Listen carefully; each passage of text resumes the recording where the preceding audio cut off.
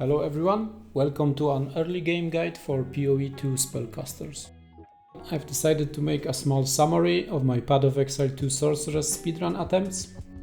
This is patch 0.3 and I'm currently trying to figure out what is the fastest approach to campaign after the changes. We do have elemental infusions now, so this class has changed quite a lot in its core ideas. There are also some reworks with regards to the resistance system, but I think I already figured out what is the best way to utilize those, especially with regards to the infusions. I did multiple runs with different builds now, and I think the one in this video is the best one at the moment. There is still room for improvement, which you will probably see in my upcoming speedruns. Other ideas were revolving around Mana Tempest and the fact that it does work on free spells, even if the description states otherwise, so this might be reworked in upcoming patches. Currently you can use item spells like Lightning Bolt from Voltaic Staff or Firebolt from Ashen Staff with Mana Tempest, which will not increase the cost of casting. If the enemy allows, you can stand in it for its full duration and never run out of mana. Because this seems like not intended, I'm glad I figured out the build shown in this video. Hopefully it stays for a longer time as it is. Another idea that could work is using physical spells, but Bone Storm is currently bugged and results in some strange interactions on bosses. It's easy to die because the visuals are messed up. It's probably related to some issues with pin and stun applied at the same time. In Act 1 we still use Contagion for clear. I thought that this spell will be nerfed in 0.3, but still works very well, and Essence Drain even received a buff. From level 6 you can utilize those two as we did in previous patches.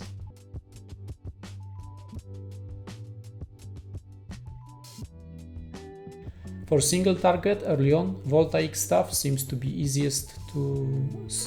easiest to use, but other elemental types are also good because of the Frost Bomb rework. An Ashen Staff with +2 to fire spells will do a great job too. The way the skill tree nodes are designed currently, you can use any type of elemental damage.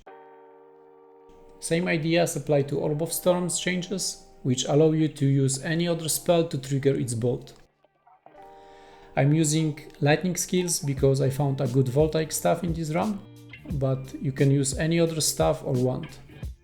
I think even Essence Drain spam will do the job with the orbs.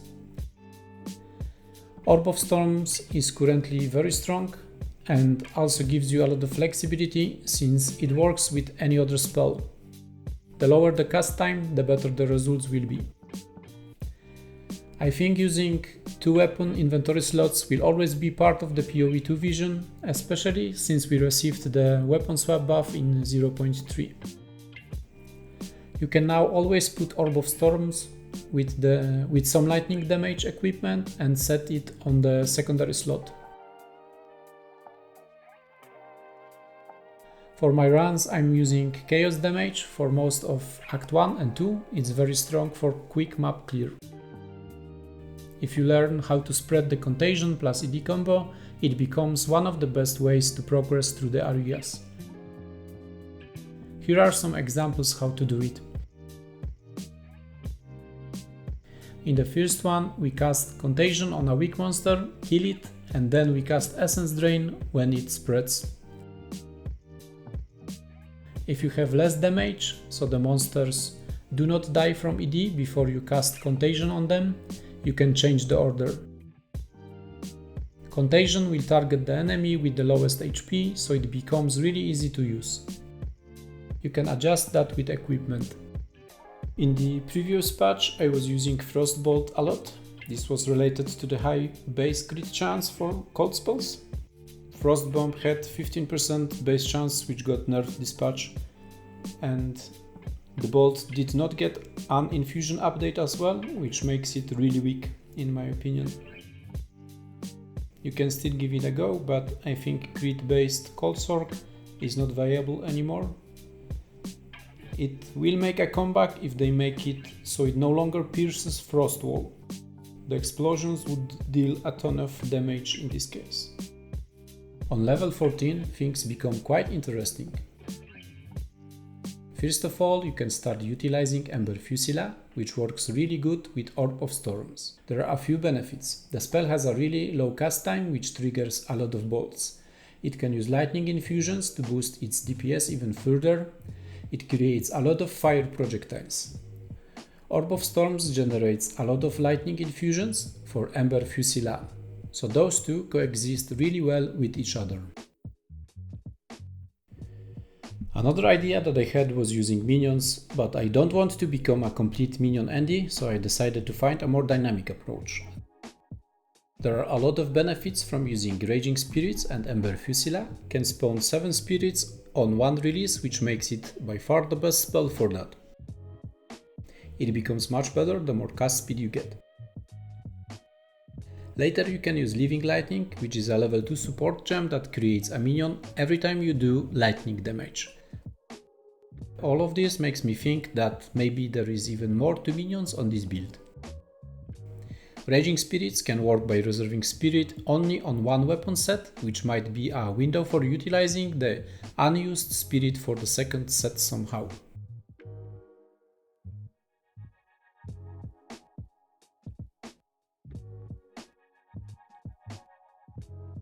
The skill tree is quite straightforward.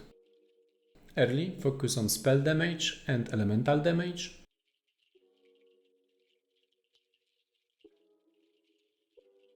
Take the new nodes that give you 10% cast speed on full HP. Take some more spell damage, you should have already enough cast speed to not care about the downside from this node. The other new nodes are very interesting for this build because you get 40% spell damage whenever a minion dies, and Raging Spirits count as dying whenever they expire. After that, go for Energy Shield and rebuild the tree slightly. Move the points up so you get better value by taking nodes related to elemental exposure.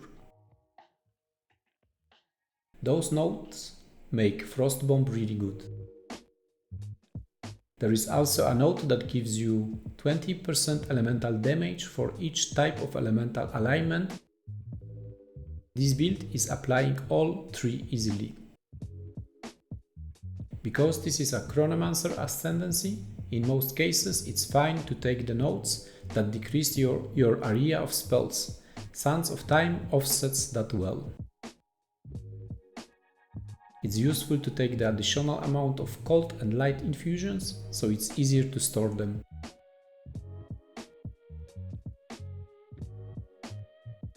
Remaining points are moving us towards the endgame. Lightning Archon seems really good, and at this point I think other spells will benefit from that a lot, even the Ember Fusilla. This will become quite important when you swap out the chaos damage to other spells in Act 3. A thing worth mentioning is that Frostbomb does carry the build a lot by constantly applying exposure, so you don't have to worry about elemental penetration. You can boost this even further with support gems. Keep in mind that you don't have to keep your chaos set up for bosses. It's good to keep a staff that boosts your fire damage output and replace it in your inventory before fights. In my opinion, this approach gives you twice the chance to find decent damage items since you are not restricted to only one elemental type. In case of the presented approach, fighting both lightning and fire damage staffs makes the DPS output really high and is not a winning condition. Finding only one of those is good enough. Here is an example how the DPS for Ember Fusilla goes up when a Raging Spirit disappears. If you find a plus all to spell skills item, you can use the new feature to bind it to both weapon slots. I think at this point in the game, the damage output is good enough to not care about defenses that much. We did put some points into Energy Shield, which gives us enough time to react if we find ourselves in a bad position. Keeping distance from enemies and defeating them before they get to you seems to work like a charm. Try to focus on finding a good ES armor somewhere between Act 1 and 2, so it keeps you alive in case you make a mistake. Later in the game we will get more options to keep monsters away from us, but until then you have to avoid taking damage as much as possible. The minions do help slightly by disturbing the enemies in their actions. Our goal for Act 2 is to get as close as possible to level 31. I usually do some traitor passage runs. After defeating Balbala, you can use the additional spider spawns to boost your XP. Contagion and Essence Drain are the best tools to clear the entire area in seconds. That's why you should keep your Chaos equipment until Act 3 and just swap out for fire spells if needed. For Ascendancy, I choose Chronomancer. I really like the new Sands of Time, which increases cast speed and area of damage. There are also other benefits from this Ascendancy, which I will explain when we get to Act 3. At some point during my run, I've noticed that Infernal Legion is a great addition to our Raging Spirits. I also wonder if this support gem could work on Living Lightning. Watching that run in perspective gives me an idea that using Living Lightning on Spark instead of Orb of Storms might be better for minion creation. This would also mean that we could set Spark to the same weapon slot as Raging Spirits and focus on improving minion damage output, while keeping Orb of Storms strictly for lightning damage output. Notice how in the upcoming fights the resistances are completely negated by the exposure effect of Frost Bomb. If you keep watching, there are still a few things I would like to explain in Act 3.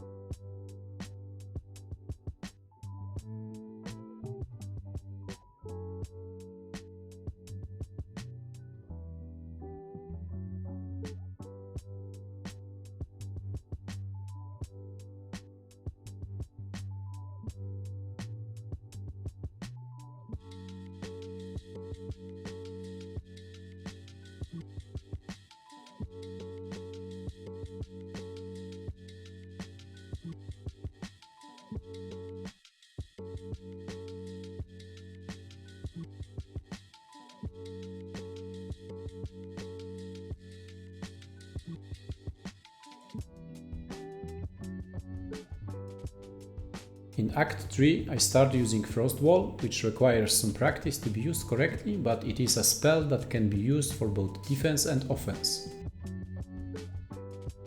Ember Fusilla is also very good to break it and deal a lot of additional damage. Remember how I've mentioned that keeping distance from monsters for avoiding damage works like a charm? That's what Frost Wall allows you to do in close combat. It also protects you from a lot of projectiles, which makes it a perfect support skill. Another skill from that tier that we choose is Lightning Warp, which is my favorite skill in the game. It works really good with Frost Wall. Allows you to reposition yourself behind it to avoid incoming damage. The skill itself also does a lot of damage if you put Unleash on it. There is also this idea that you can combine it with Ball Lightning. I did try a build for mapping that was using a Widow Hail bow with a plus 40% projectile speed quiver. Lightning Bolt had a plus 120 speed with acceleration, and I was just zooming around the map. I might record how this build works at some point.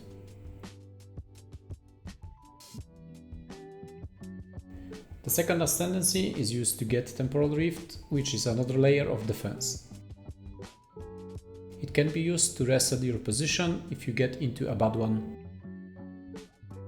Another way to use it is to recover your mana after casting Mana Tempest, for example. It also works amazing with Lightning Warp. It allows you to jump multiple times and just reset in case there are some ground effects to keep you safe.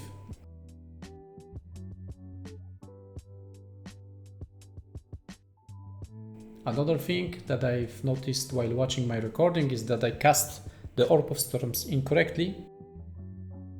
I would gather the lightning remnants much better if I cast the orb on top of my character.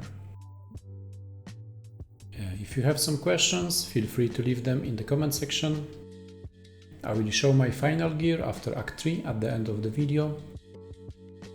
Enjoy the rest of the video, take care, bye.